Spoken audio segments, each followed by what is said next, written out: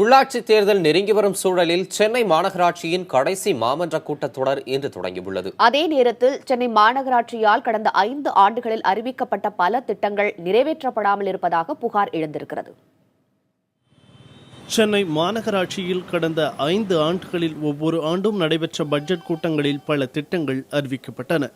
அவற்றுள் அம்மா உணவகம், 6.5 லட்சம் கொசுவலை விநியோகம், உண்டு உறைவிடப்பள்ளி தொடக்கம், டெங்கு காய்ச்சலுக்கு நிலவேம்பு, மலைவேம்பு கசாயம், பப்பாளிச்சாறு வழங்குதல் உள்ளிட்ட திட்டங்கள் நிறைவேற்றப்பட்டுள்ளன. இருந்தபோதிலும் அம்மா திரையரங்கம், அம்மா வாரச்சந்தை, உலகத்தரம் வாய்ந்த சாலைகள், பன்னாட்டு வாகன நிறுத்துமிடம் போன்ற பல திட்டங்கள் அறிவிக்கப்பட்டும் இன்னும் செயல்படுத்தப்படாமலேயே இருப்பதாக கூறுகின்றனர் எதிர்க்கட்சி உறுப்பினர்கள். பல கட்டிடங்கள் இன்றைக்கு சூரிய ஒளி பொருத்தப்படும் என்று சொன்னார்கள், அது நடைமுறைக்கு கொண்டு வரவில்லை. அம்மா திரையரங்கம் கொண்டு வர என்று சொன்னார்கள், அது இன்றைக்கு பொதுமக்கள் பயன்பாட்டுக்கு வரவில்லை. அதே போல இன்றைக்கு அம்மா வாரச்சந்தை என்று கொண்டு வர சொன்னார்கள், அதுவும் முழுமையாக பொதுமக்கள் பயன்பாட்டுக்கு வரவில்லை. அதே போல இன்றைக்கு பல திட்டங்கள் இன்றைக்கு அறிவிப்பில் இருக்கிறதே தவிர முழுமையாக சென்னை மாநகராட்சி முழுவதும் அனைத்து திட்டங்களும் சென்றடையவில்லை என்பதை தான் இந்த நேரத்தில் நாம் கூறிக்கொள்ள விரும்புகிறேன். 2014 ஆண்டு பிப்ரவரி மாதம் 28ஆம் தேதி மன்ற கூட்டத்தில் அவர்கள் போட்ட தீர்மானம் மாநகராட்சி ஊழியர்களுக்கு குடியிருப்பு வசதி செய்து தரப்படும் என்கின்ற ஒரு திட்டம், ஒரு அறிவிப்பு.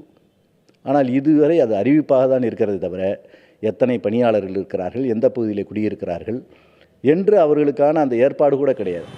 தமிழக அரசு சென்னை மாநகராட்சிக்கு போதிய நிதி ஒதுக்காததும் போதிய பணியாளர்கள் இல்லாததுமே பல திட்டங்கள் நிறைவேற்றப்படாததற்கு காரணமாக கூறப்படுகிறது.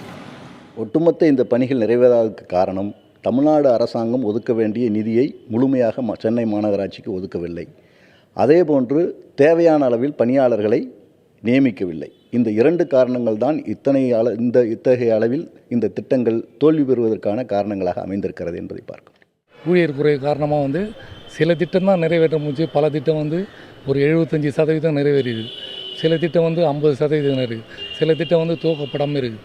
இதுக்கு ஒட்டுமொத்த காரணமே பணியாளர் குறை தான். அதனால் அந்த திட்டத்தை உடனடியாக மக்களுக்கு போய் சேரன்ற இதில் நல்ல எண்ணத்தில் எல்லாத்தையும் அவுட் சோர்ஸில் கொடுத்தாங்க.